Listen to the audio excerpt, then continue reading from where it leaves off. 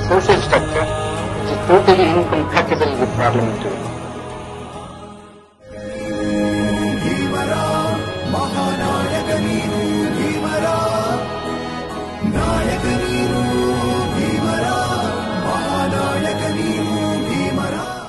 ಎಲ್ಲರಿಗೂ ಕ್ರಾಂತಿಕಾರಿ ಜೈ ಭೀಮ್ ಜೈ ಜ್ಯೋತಿ. ಇವತ್ತಿನ ದಿನ ಜನವರಿ 9 ನಮ್ಮೆಲ್ಲರಿಗೂ ಬಹಳ ಮಹತ್ವದ ದಿನ. ಮಾತೆ ಸಾವಿತ್ರಿಬಾಯಿ ಫೂಲೆ ಅವರೊಡಗೂಡಿ ದಲಿತರಲ್ಲಿ ಮತ್ತು ಮಹಿಳೆಯರಲ್ಲಿ ಜ್ಞಾನದ ಅರಿವನ್ನು ಮೂಡಿಸಿದವರಲ್ಲಿ ಮಾತೆ ಫಾತಿಮಾ ಶೇಖ್ ಅವರದು ಪ್ರಮುಖ ಪಾತ್ರ. ಅವರ ಹುಟ್ಟುಹಬ್ಬದ ಈ ಪವಿತ್ರ ದಿನದಂದು ನಾವು ರೀಡಿಂಗ್ ಅಂಬೇಡ್ಕರ್, ಬಾಬಾ ಸಾಹೇಬ್ ಅಂಬೇಡ್ಕರ ವಿಚಾರಗಳ ಓದು ಮತ್ತು ವಿಮರ್ಶೆಯ ಕಾರ್ಯಕ್ರಮವನ್ನು ಶುರು ಮಾಡಲಿದ್ದೇವೆ. ಇದರ ಅಂಗವಾಗಿ ಮೊದಲನೆಯ ಸಂಚಿಕೆಯಲ್ಲೇ ನನಗೆ ಅವಕಾಶ ಕೊಟ್ಟ ಪರಿವರ್ತನದ ಎಲ್ಲ ವಿದ್ಯಾರ್ಥಿ ಮಿತ್ರರಿಗೂ ನಮಿಸುತ್ತಾ ಈ ದಿನದ ಮೊದಲ ಸಂಚಿಕೆಯಲ್ಲಿ ಓದುತ್ತಿರುವುದು ಬಾಬಾ ಸಾಹೇಬರ ಆತ್ಮಗಾಥೆ ವೇಟಿಂಗ್ ಫಾರ್ ಅ ವೀಸಾ. ಇದರ ಮೊದಲ ಭಾಗ. Foreigners, of course, know of the existence of untouchability, but not being next door to it, so to say, they are unable to realize how oppressive it is in its actuality. It is difficult for them to understand how it is possible for a few untouchables to live on the edge of a village consisting of a large number of Hindus, go through the village daily to free it from the most disagreeable filth, and to carry the errands of all and sundry, collect food at the doors of the Hindus, buy spices and oil at the shops of the Hindu baniya from a distance, regard the village in every way as their home, and yet never touch nor be touched by anyone belonging to the village.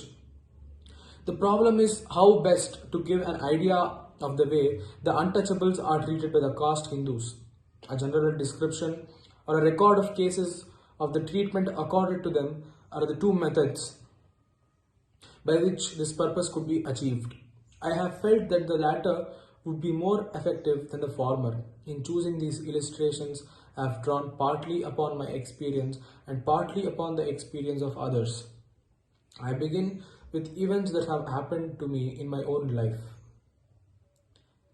Our family came originally from Dapoli Taluk of the Ratnagiri district of the Bombay Presidency. From the very commencement of the rule of the East India Company, my forefathers had left their hereditary occupation for service in the army of the company. My father also followed the family tradition and sought service in the army. He rose to the rank of an officer and was a subedar when he retired. On his retirement, my father took the family to Dapoli with a view to settling down there. But for some reasons, my father changed his mind. The family left Dapoli for Satara, where we lived till 1904. The first incident which I am recording as well as I can remember occurred in about 1901 when we were at Satara. My mother was then dead.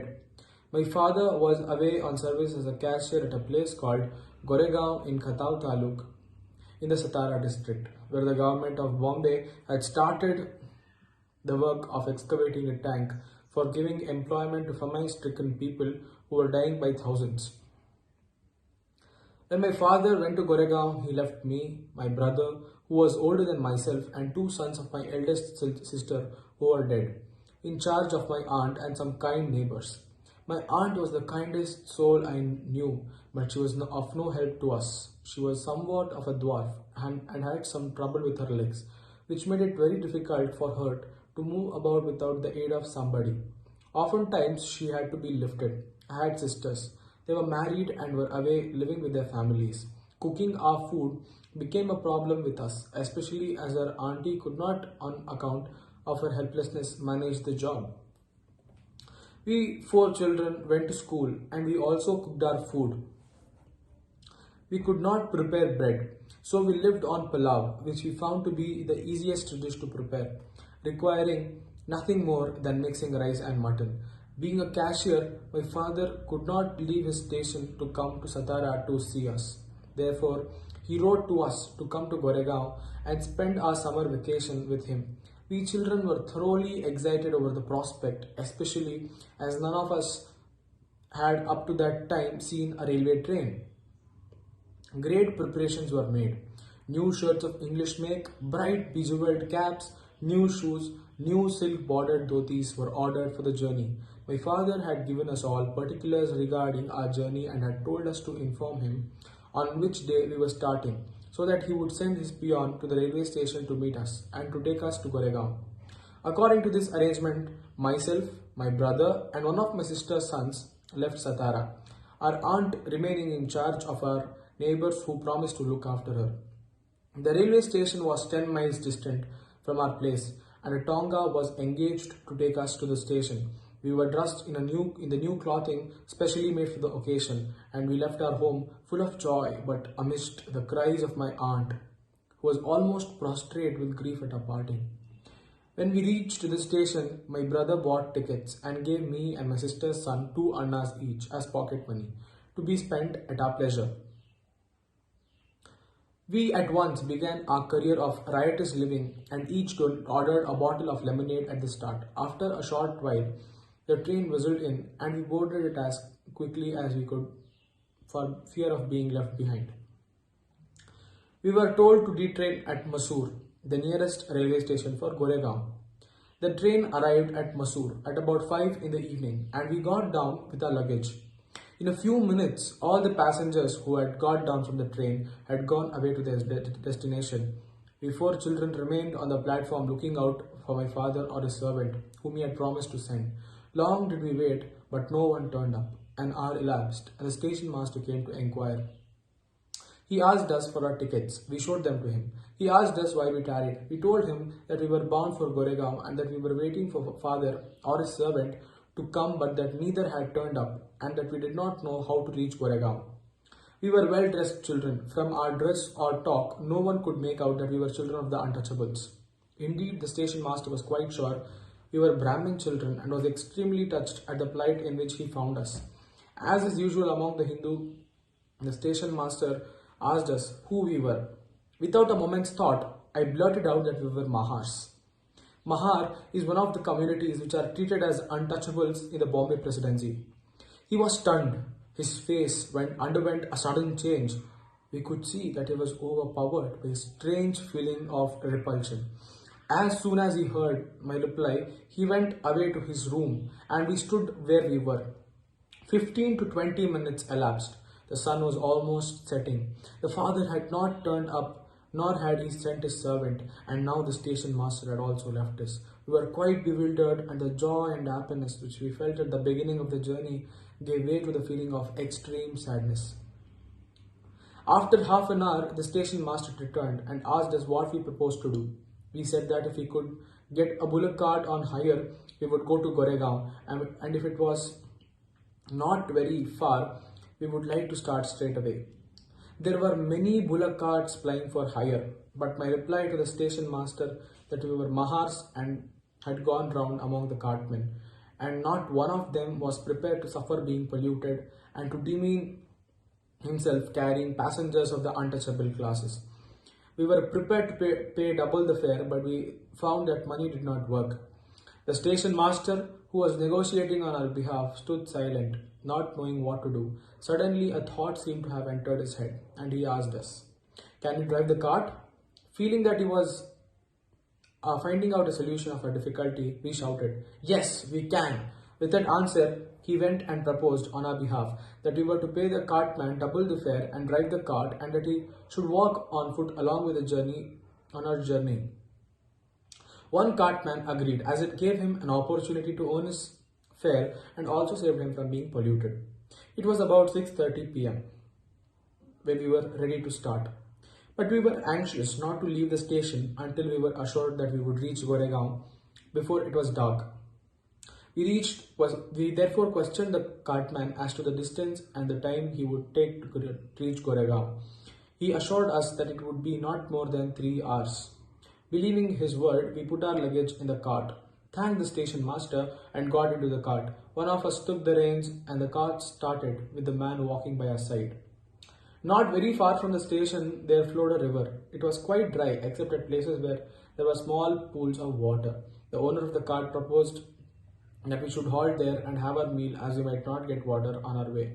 We agreed. He asked us to give part of his fare to enable him to go to the village and have his meal. My brother gave him some money and he left, promising to return soon.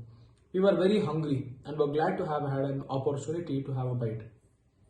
My auntie had pressed our neighbors' women folk into service and had got some nice preparation for us to take on our way.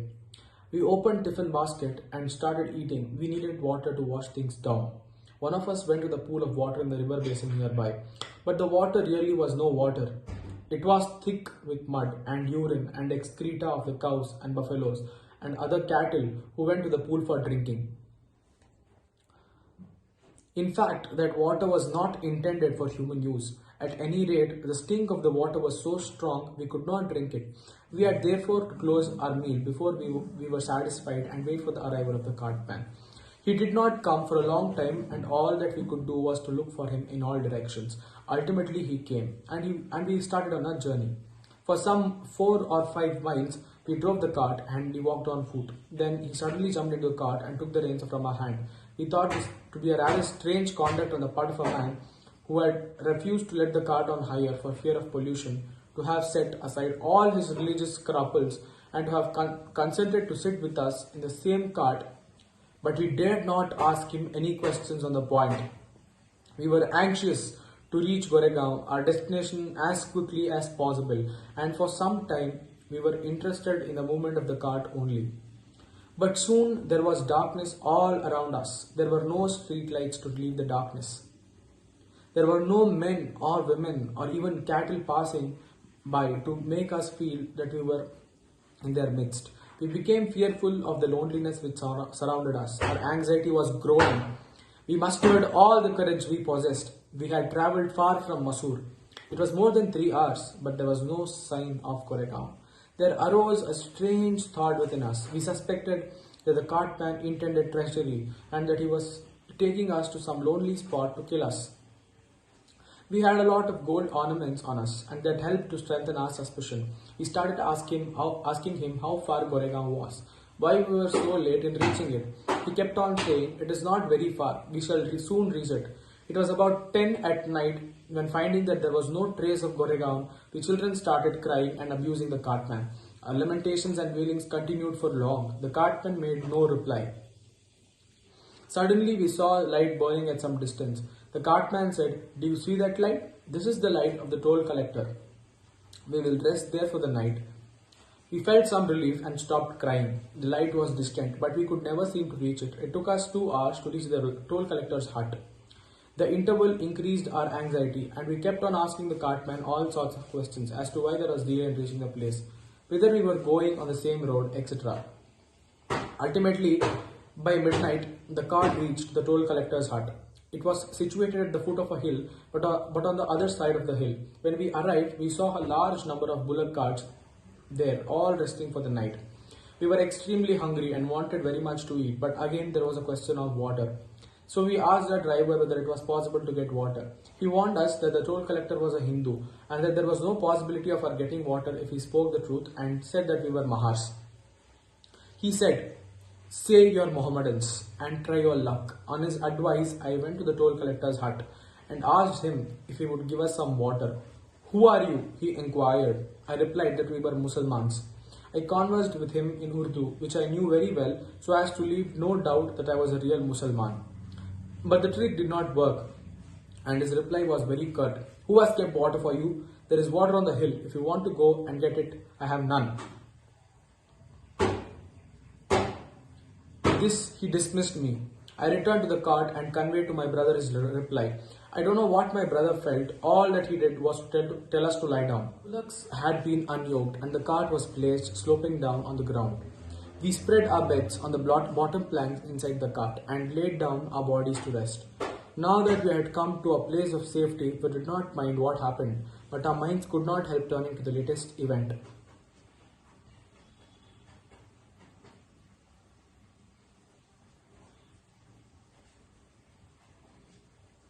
There was plenty of food with us. There was hunger burning within us. With all this, we were to sleep without food. That was because we could get no water, and we could get no water because we were untouchables. Such was the last thought that entered our mind. I said, we had come to a place of safety. Evidently, my elder brother had his misgivings. He said it was not wise for all four of us to go to sleep. Anything might happen. He suggested that at one time, two should sleep and two should keep watch. So we spent the night at the foot of that hill. Early at 5 in the morning, a cartman came and suggested that we should start for Goregaon. We flatly refused. We told him that we would not move until 8 o'clock. We did not want to take any chance. He said nothing. So we left at 8 and reached Goregaon at 2. My father was surprised to see us and said that he had received no intimation of our coming. We protested that we had given intimation. He denied the fact. Subsequently, it was discovered that the fault was of my father's servant. He had received our letter but failed to give it to my father. This incident has a very important place in my life. I was a boy of 9 when it happened, but it has left an indelible impression on my mind. Before this incident occurred, I knew that I was an untouchable and that untouchables were subjected to certain indignities and discriminations. For instance, I knew that in the school I could not sit in the midst of my class students according to my rank, but that I was to sit in a corner by myself. I knew that in the school I was to have a separate piece of gunny cloth for me to squat on in the classroom, and the servant employed to clean the school would not touch the gunny cloth used by me. I was required to carry the gunny cloth home in the evening and bring it back the next day. While in the school, I knew that children of the touchable classes, when they felt thirsty, could go out to the water tap, open it and quench their thirst. All that was necessary was the permission of the teacher, but my position was separate. I could not touch the tap, and unless it was opened for it by a touchable person, it was not possible for me to quench my thirst. In my case, the permission of the teacher was not enough. The presence of the school peon was necessary, for he was the only person whom the class teacher could use for such a purpose. If the peon was not available, I had to go without water. The situation can be summed up in the statement, no peon, no water.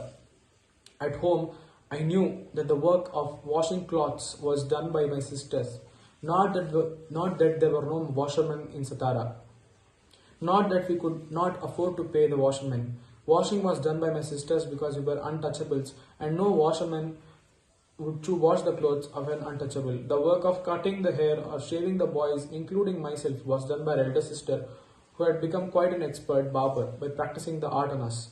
Not that there were no barbers in Satara, not that we could not afford to pay the barber. The work of shaving and hair cutting was done by my sister because we were untouchables, and no barber would consent to shave an untouchable. All this I knew, but this incident gave me a shock such as I never received before, and it made me think about untouchability, which before this incident happened was with me a matter of course, as it is with many touchables as well as the untouchables. ನಾನು ಓದಿದ ಈ ಭಾಗದಲ್ಲಿ ನಾವು ಗಮನಿಸಬಹುದು ಹೇಗೆ ಕೇವಲ ಒಂದು ಪದ, ಆ ಪದಕ್ಕೆ ಪದಾರ್ಥವಿಲ್ಲ, ಸತ್ವವಿಲ್ಲ, ಅರ್ಥವಿಲ್ಲ. ಅಂದರೆ ಒಂದು ಜಾತಿ ಸೂಚಕವಾದ ಪದ ಹೇಗೆ ಒಬ್ಬ ಮನುಷ್ಯನಲ್ಲಿ ಅವನನ್ನು ಕ್ರೂರಿಯನ್ನಾಗಿ ಮಾಡಿಬಿಡುತ್ತೆ. ಮಾನವ, ಅವನು ತಾನು ಮಾನವ ಎಂಬ ಪರಿಕಲ್ಪನೆಯನ್ನೇ ಅವನು ಕಳ್ಕೊಂಡ್ಬಿಟ್ಟು ಹೇಗೆ ದಾನವಂತೆ ಅವನು ವರ್ತಿಸ್ತಾನೆ ಇನ್ನೊಬ್ಬ ಮನುಷ್ಯನ ಜೊತೆ. ಬಾಬಾ ಸಾಹೇಬರಿಗೆ ಜಾತಿ ಶೋಷಣೆ ವಿರುದ್ಧ ಹೋರಾಡಲು ಪ್ರೇರೇಪಿಸಿದ್ದು ಅವರ ಜೀವನದ ಉದ್ದಗಲಕ್ಕೂ ಆದ ಇಂತಹ ಸಂಗತಿಗಳು ಮತ್ತು ಇಂತಹ ಕಹಿ ಅನುಭವಗಳು. ಈ ಮನುಷ್ಯನ ಹುಟ್ಟಿನಿಂದ ಅವನ ವ್ಯಕ್ತಿತ್ವವನ್ನು ನಿರ್ಧರಿಸುವ ಒಂದು ವ್ಯವಸ್ಥೆ ಎಂಥ ನೀಚ ವ್ಯವಸ್ಥೆ, ಆ ಸಮಾಜವನ್ನು ಇಂಥ ನೀಚ ವ್ಯವಸ್ಥೆಯನ್ನು ಒಪ್ಪಿಕೊಳ್ಳುವ ಒಂದು ಸಮಾಜ ಎಂಥ ನೀಚ ಸಮಾಜ ಅಂತ ನಾವು ಎಷ್ಟು ಬೇಗ ಅರ್ಥಕೋತೀವೋ ಅಷ್ಟು ಬೇಗ ನಮ್ಮ ಸಮಾಜ ಸುಧಾರಣೆ ಆಗಬಹುದು. ಇದೆಲ್ಲ ನಾವು ಬದಿಗಿಟ್ಟರೂ ಇವತ್ತಿನ ದ್ವಂದ್ವ ಏನಾಗಿದೆ ಎಂದರೆ, ಬಾಬಾ ಸಾಹೇಬ್ ಅಂಬೇಡ್ಕರ್ ಹೆಸರನ್ನ ಹೇಳಕ್ಕೂ ಇನ್ನ ಜನ ಸ್ವಲ್ಪ ಹಿಂಜರಿತಾರೆ, ಅವಮಾನ ಪಡ್ಕೋತಾರೆ. ಯಾಕೆಂದರೆ ತಮ್ಮ ಕ್ಯಾಸ್ಟ್ ಸ್ಟೇಟಸ್ ಏನಿದೆ ಅದು ಜನಕ್ಕೆ ತಿಳಿಬೋದೇನೋ ಅನ್ನೋ ಒಂದು ಚಿಕ್ಕ ಸಂಗತಿಗೋಸ್ಕರ ಇಷ್ಟು ಹೆದರ್ಕೋತಾರೆ. ಅಂದ್ರೆ ಇವತ್ತು ಇನ್ನ ನಮ್ಮ ಸಮಾಜ ಯಾವ ದುಸ್ಥಿತಿ ಇದೆ ಅಂತ ನಾವು ಅರ್ಥಕೋಬೇಕು. ಅವತ್ತಿನಿಂದ ಬಾಬಾ ಸಾಹೇಬರು ಎಷ್ಟು ಕಷ್ಟದ ಅನುಭವಗಳು ಅವರ ಕಣ್ಣು ಮುಂದೆ ಅವರ ಜೀವನದುದ್ದಕ್ಕೂ ಅನುಭವಿಸಿದರು. ತಮ್ಮ ಕಮ್ಯುನಿಟಿ, ತಮ್ಮ ಜನಗಳು, ನನ್ನ ಜನಗಳಂತ ಯಾವಾಗಲೂ ಹೇಳ್ತಾ ಇರ್ತಾರೆ ಬಾಬಾ ಸಾಹೇಬು. ಅವರ ಜನಗಳನ್ನು ಅವರು ಯಾವತ್ತೂ ಮರಿಲಿಲ್ಲ. ಆದರೆ ನಾವಿವತ್ತು ಏನು ಮಾಡಿದೀವಿ, ನಮ್ಮ ಜನರನ್ನು ನಾವೇ ಮರ್ತುಬಿಟ್ಟು ಕೇವಲ ನಾವಾಯ್ತು, ನಮ್ಮ ಪಾಡಾಯಿತು ಅಂತ ಬಿಟ್ಬಿಟ್ಟಿದ್ದೀವಿ. ಇದು ಎಷ್ಟು ಬೇಗ ಹೋಗುತ್ತೋ ಅಷ್ಟು ಬೇಗ ನಮ್ಮ ಸಮಾಜಕ್ಕೆ ಒಳ್ಳೆಯದು. ಕೊನೆಯದಾಗಿ ಒಂದೇ ಒಂದು ವಾಕ್ಯದಲ್ಲಿ ನಾನು ಈ ಓದನ್ನು ಮುಗಿಸ್ಬೇಕು ಅಂತ ಅನ್ಕೊಂಡಿದ್ದೀನಿ. ಅದೇನೆಂದರೆ, we are because he was. ಈ ವಾಕ್ಯದ ವಿಮರ್ಶೆ ನಿಮಗೆ ಬಿಟ್ಟದ್ದು ಅಂತ ಹೇಳ್ತಾ, ಜೈ ಜ್ಯೋತಿ, ಜೈ ಭೀಮ್, ನಮೋ ಬುದ್ಧಾಯ. बुद्धं शरणं गच्छामि, बुद्धं शरणं गच्छामि, धम्मं शरणं गच्छामि, धम्मं शरणं गच्छामि, संघं शरणं गच्छामि, संघं शरणं गच्छामि.